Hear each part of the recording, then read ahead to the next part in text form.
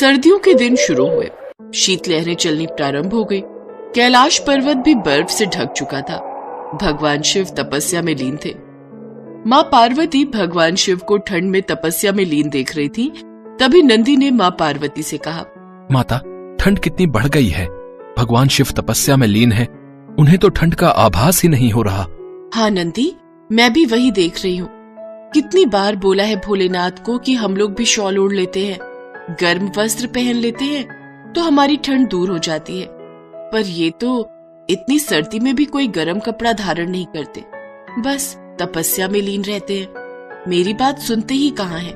पर माता, यदि आप अपने हाथों से स्वयं स्वेटर बुनोगे तो प्रभु मना नहीं कर पाएंगे, फिर तो उन्हें स्वेटर पहनना ही पड़ेगा।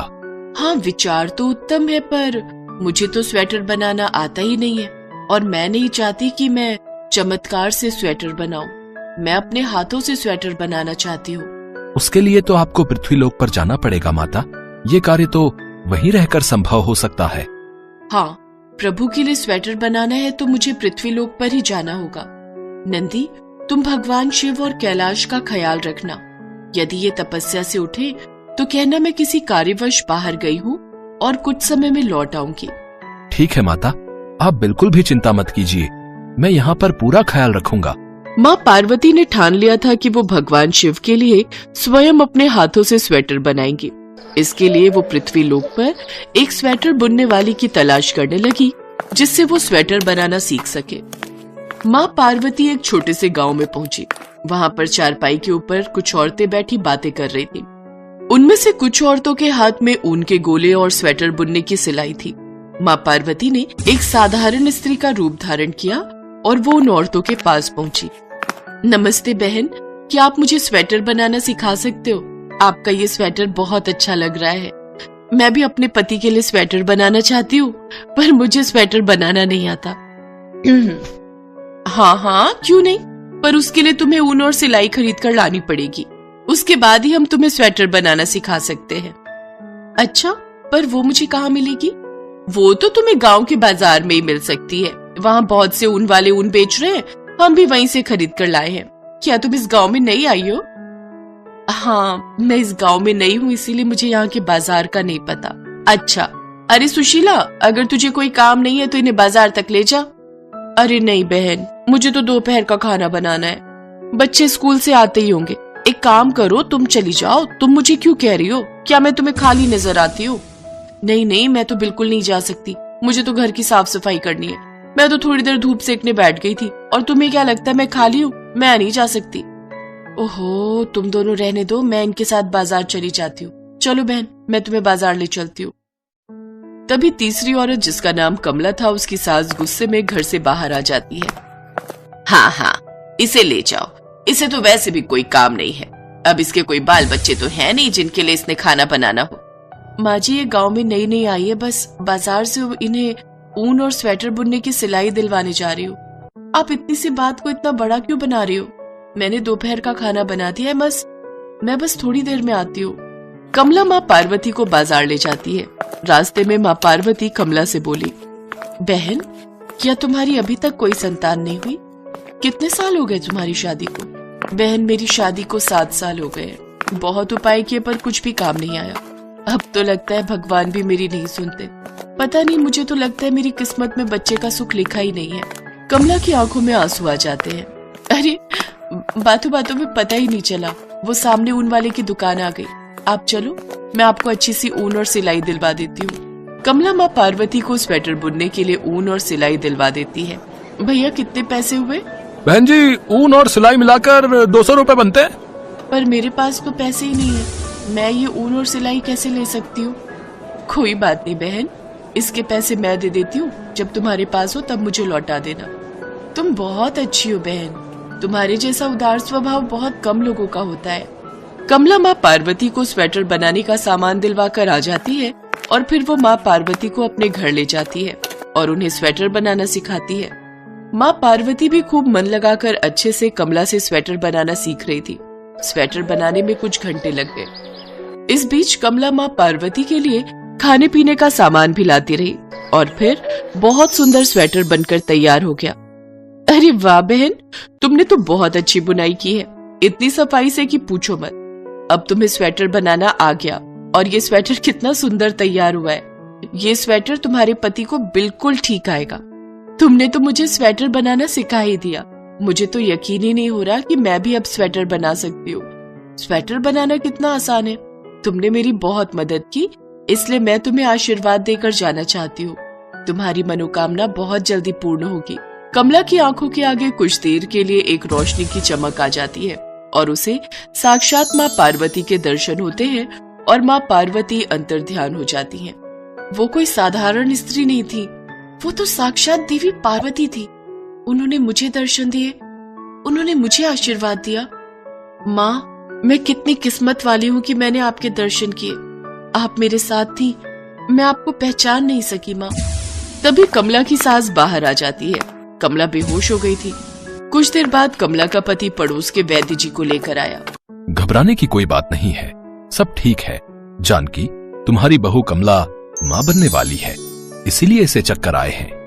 क्या कमला माँ बनने वाली है? मेरी बहू माँ बनने वाली है, मैं दादी बनने वाली हूँ। ये कैसा चमत्कार है, भगवान ने हमारी सुन ली। कमला, मैं बहुत खुश हूँ। भगवान का लाख लाख शुक्र है, उन्होंने हमारी सुन ली। माँ पार्वती, उन्होंने मुझे आशीर्वाद दिया। उन्हीं के आशीर्वाद से मेरी ये इच्छा पूरी हुई है माँ जी। साक्षात माँ पार्वती हमारे घर आई थी। कमला अपनी सास और पति को सारी बात बताती है। सभी माँ पार्वती को धन्यवाद कहते हैं। उन्होंने कमला को माँ बनने का आशीर्वाद दिया। माँ पार्वती और भगवान शिव कैलाश पर्वत से सब कुछ देख रहे थे। ये स्वेटर तो तुमने बहुत अच्छा बनाया है पार्वती, और ये बिल्कुल सही नाप का है और देखने में भी कितना अच्छा लग रहा है। तुमने मेरे लिए स्वेटर बनाया, ये देखकर मैं बहुत खुश हूँ। मैं भी बहुत खुश हूँ प्रभु कि मैं आपके लिए इतना अच्छा स्वेटर बना पाई। ये सब कमला के उदार स्वभाव के कारण ही संभव हुआ है। उसने निस्वार्थ भावना से मेरी मदद की और मैं ये स्वेटर बना पाई। अब कम से कम आपको ठंड तो नहीं लगेगी।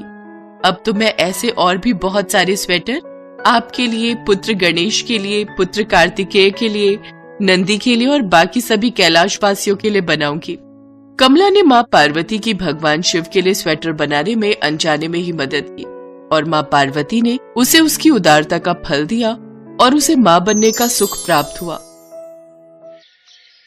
भोला अपनी पत्नी और 2 बच्चों के साथ हरिपुर गांव में रहता था। वो गांव के साहूकार के पास मजदूरी करता था। भोला ने अपनी बहन की शादी के लिए साहूकार से कर्ज लिया था, जिसका भुगतान वो साहूकार को कई वर्षों से कर रहा था। भोला भगवान शंकर की बहुत पूजा करता था। ऐसे ही एक दिन मंदिर में शिवरात्रि का भव्य आयोजन था। वो पत्नी और बच्चों के साथ मंदिर पहुंचा, पर साहूकार भी वहां मौजूद था। मंदिर में दर्शन करने के लिए पुण्य करने पड़ते हैं, तो जैसे कंगाल के पास ऐसा क्या है भगवान शंकर को देने के लिए? बता, कोई दान दक्षिणा या कोई चढ़ावा? भोला उदास मन से पत्नी और बच्चों को लेकर वापस घर की ओर चल पड़ता है। तभी कुछ खाने को दे दो, बड़ी जोरों की भूख लगी है। भैया, ये आटे का हलवा है, अगर ये खाओ तो। हाँ, मुझे आटे का हलवा दे दो। भूख में तो प्रसाद और भी स्वादिष्ट लगता है। क्या नाम है तुम्हारा? मेरा नाम शिवा है। मैं काम की तलाश में हूँ। क्या आप मुझे कोई काम दे सकते हो? मैं कुछ भी कर लूंगा। पर मैं तो खुद एक गरीब मजदूर हूँ, गांव के साहूकार के पास मजदूरी करता हूँ। मैं तुम्हें भला क्या काम दूंगा? भैया, मुझे कोई भी काम दे दो, बदले में मुझे पैसे नहीं, बस रहने की जगह दे देना। भोला शिवा की मजबूरी देख हाँ कह देता है। अगले दिन से शिवा वहीं रहने लगता है और घर के काम में मदद करता था। एक दिन भोला अपनी पत्नी माला से बोला, माला, शिवा हमारे लिए इतना सब कुछ क्यों कर रहा है? बच्चों के लिए भी ये इतना दूध, फल, सब्जी सब ले आता है, पर कब तक हम इससे बिना पैसे दिए काम करवाते रहेंगे? तुम एक काम क्यों नहीं करते? साहूकार से कहकर इसे भी अपने साथ काम पर लगवा लो, वहाँ तो इसे काम के बदले पगार मिल जाएगी। भोला को माला की बात सही लगी। वो शिवा को लेकर साहूकार के पास जाता है और काम दिलवा देता है। शिवा भोला के साथ अब खेतों पर भी काम करने जाने लगा। साहूकार शिवा को जो भी पगार देता, वो पैसे शिवा भोला को जोड़ने के लिए रखवा देता था। भोला कई बार शिवा से कहता कि वो अपने पैसे वापस ले ले, परंतु शिवा उसे कहता कि जब वक्त आएगा ये पैसे तभी काम आएंगे। एक दिन साहूकार भोला और शिवा को किसी काम से दूसरे गाँव भेजता है। रास्ते में रात हो जाती है। जंगल का रास्ता था। तभी एक शेर के दहाड़ने की आवाज आती है। भोला घबरा जाता है। भोला भैया, आप तो भगवान शंकर के परम भक्त हो, तो डर कैसा? और जब भक्त मुसीबत में हो तो भगवान को भी सहायता के लिए आना ही पड़ता है। आप उस पेड़ के ऊपर चढ़कर बैठ जाओ, बाकी सब मैं देख लूंगा। शिवा, मैं तुम्हें अकेला छोड़कर कैसे पेड़ पर चढ़कर बैठ जाऊं? ये भी तो सही बात नहीं है। भोला भैया, आप निश्चिंत रहो, मुझे कुछ नहीं होगा। भोला जैसे ही पेड़ पर चढ़ने के लिए मुड़ता है, वो देखता है कि शेर उसके सामने खड़ा है। भोला शेर को अपने सामने देख डर जाता है और आंखें बंद करके ओम नमः शिवाय का जाप करने लगता है। शिवा भोला के आगे आ जाता है। शेर शिवा को थोड़ी देर तक देखता रहता है और बिना कुछ कहे जंगल की ओर चला जाता है। भोला और शिवा दोनों घर आ जाते हैं। भोला पूरी रात उस घटना को याद करता रहता है। अगली सुबह जब वो सोकर उठता है तो शिवा घर पर नहीं था। भोला आसपास में पूछता है, पर शिवा का कहीं भी पता नहीं था। वो साहूकार से जाकर पूछता है। वो तो सुबह ही मेरे पास आया और मेरे से बोला कि अमरनाथ यात्रा पर निकलना है, इसलिए वो अपना हिसाब कर गया। भोला घर आता है और सारी बात माला को बताता है। माला भी सुनकर बहुत हैरान होती है कि अचानक बिना बताए शिवा अमरनाथ की इतनी लंबी यात्रा पर कैसे निकल गया। भोला को कुछ समझ नहीं आ रहा था। उसी रात को सपने में भगवान शंकर भोला को दिखाई देते हैं। भोला, उठो, तुमने मुझे पहचाना नहीं? मैं ही तुम्हारा शिवा हूँ, जिसके बारे में तुम चिंता कर रहे हो। भगवान शंकर, आप ही शिवा हो, मैंने आपको पहचाना नहीं। ये कैसी भूल हो गई महादेव, मुझे माफ कर दीजिए। मैंने आपकी सेवा नहीं की बल्कि आपसे सेवा करवाई। आप मुझे छोड़कर क्यों चले गए प्रभु? हे महादेव, लौट आओ मेरे पास। भोला, अब तुम मेरे पास अमरनाथ यात्रा करके आओगे। मैं अमरनाथ में ही तुम्हें अपने दर्शन दूंगा। इतना कहकर भगवान भोलेनाथ अंतर्ध्यान हो गए। अगले दिन भोला ने सारी बात माला को बताई, पर भोला इसी चिंता में था कि अमरनाथ की यात्रा के लिए उसके पास पैसे कहाँ से आएंगे। तभी माला उससे बोली, सुनो, आपको याद है ना, शिवा हमारे पास पैसे जोड़ता था। इसका मतलब महादेव ने स्वयं हमारी अमरनाथ यात्रा की व्यवस्था कर दी। आपकी जय हो बाबा बर्फानी।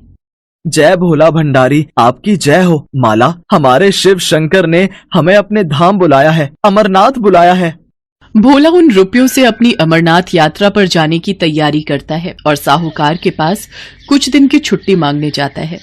छुट्टी तो तू ले ले, वो तो तेरे पैसे मैं उतने दिन के काट ही लूंगा।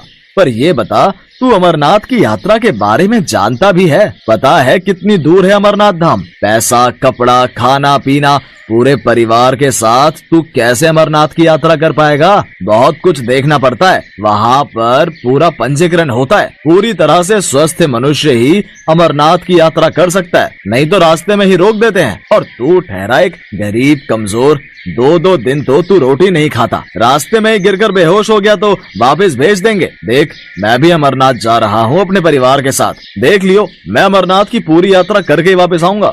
भोला अपने परिवार के साथ अमरनाथ की यात्रा के लिए निकल पड़ता है। उधर साहूकार को भी अपने परिवार को लेकर अमरनाथ की यात्रा के लिए जम्मू निकलना था, पर किस्मत को शायद कुछ और ही मंजूर था। 75 वर्ष से ज्यादा उम्र होने की वजह से साहूकार के पंजीकरण को स्थगित कर दिया गया। साहूकार ने मन में सोचा, भगवान शंकर ने शायद मुझे सबक दिया है कि उनकी यात्रा के लिए कोई गरीब या अमीर नहीं होता। वो जिस पर कृपा करते हैं वही उनके दर्शन कर पाता है। शायद भोला उनका मेरे से भी ज्यादा बड़ा सेवक है, इसलिए उसे अमरनाथ यात्रा पर जाने का शुभ अवसर प्राप्त हुआ। मैं ये क्यों नहीं समझ पाया कि भगवान तो प्रेम के भूखे हैं। उन्हें धन दौलत, बड़े बड़े पकवानों से कोई मतलब नहीं। उन्हें कोई एक सूखी रोटी भी खिला दे तो उसमें भी प्रसन्न हो जाते हैं। शिव शंकर, मुझे माफ कर दो। मैंने उस गरीब मजदूर की गरीबी का हमेशा फायदा उठाया। बस एक बार भोला यात्रा से वापस आ जाए, फिर मैं खुद उससे माफी मांगूंगा।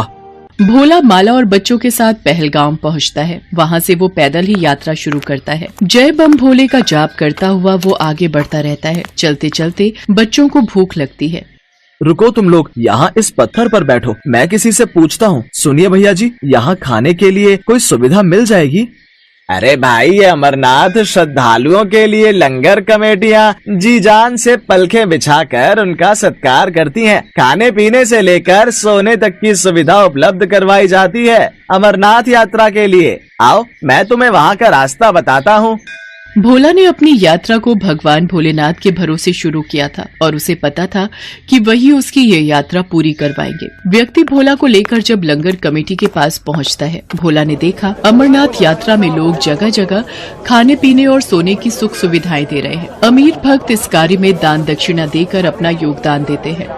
सुबह के समय लंगर कमेटियां श्रद्धालुओं की भूख और प्यास को बुझाती हैं और रात होते ही लंगर स्थल धर्मशाला में तब्दील हो जाते हैं। श्रद्धालुओं को बिस्तर और सर्दी से बचने के लिए बुखारी भी मुहैया करवाई जाती है। अमरनाथ यात्रा के लिए उन्हें 5 पड़ाव पार करने थे। पहला पड़ाव पहलगाम उन्होंने पार कर लिया था।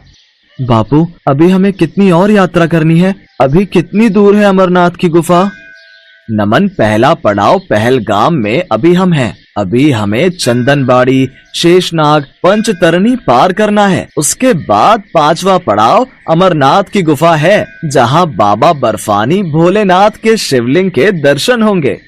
मतलब अमरनाथ की यात्रा के रास्ते में 5 पड़ाव आते हैं? हाँ छाया बिटिया, पर भोले बाबा का नाम लेते जाओ तो ये रास्ता आराम से कट जाता है और ये 5 पड़ाव भी पार हो जाता है।